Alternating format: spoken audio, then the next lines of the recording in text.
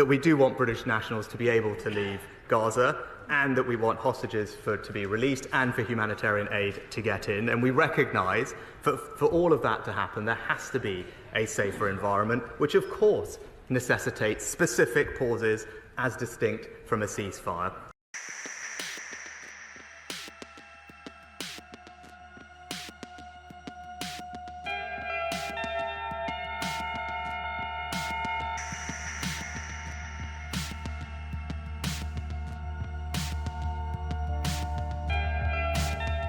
Yesterday, the UN warned that hospitals in Gaza had just 48 hours of fuel left to keep their electricity going. That was 28 hours ago. The electricity runs out tonight. Now, we have a human responsibility to all the people in Gaza, but we have a particular responsibility for UK citizens, some of whom are in those hospitals with no food, no water, no medicine and no way out. So I want to ask the Prime Minister, how much worse does the situation have to get before he will join us in calls for a humanitarian ceasefire? Mr. Speaker, from the start, we have said that the first and most important principle is that Israel has the right to defend itself under international law. Our support for that position is absolute and unchanged.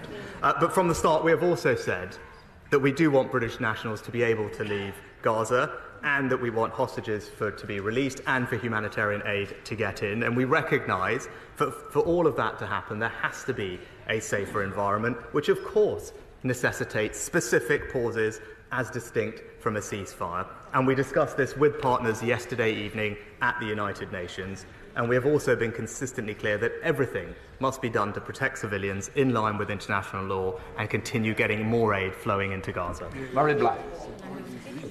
Mr. Speaker, the growing calls for a ceasefire is also about calming the situation in the broader region, especially the West Bank. UNICEF has reported over 2,000 fatalities and over 5,000 injured children since the conflict began due to unrelenting attacks. If we ignore this, we risk pouring petrol on a fire in a place that only requires a spark to ignite. Can the Prime Minister understand that joining calls for a ceasefire is now the best and maybe the only way to stop this conflict escalating beyond all control? Mr. Speaker, we do have to remember that Israel has suffered a shockingly brutal terrorist attack.